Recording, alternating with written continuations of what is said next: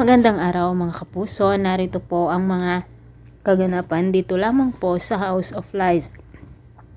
Nagsimula na ngang muli ang pamilya Torrecampo dahil nga ang mga bumubuo sa pamilyang ito ay meron naman ding kalawakan ng pag-iisip at mas namuos o mas namaya pa sa kanila ang pangunawa at pagpapatawad.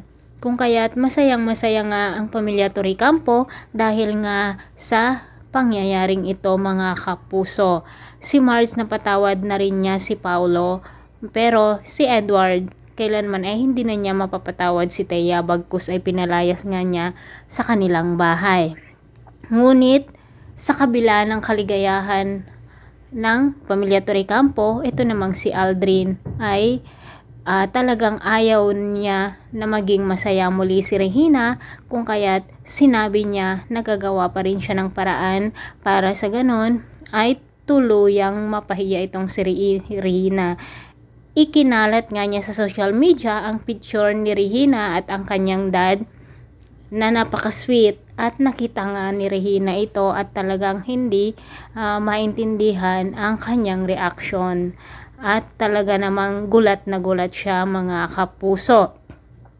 Ngayon ay nalalapit na nga ang pagtatapos ng House of Lies. 1 linggo na lang po mga kapuso at hindi na natin to mapapanood.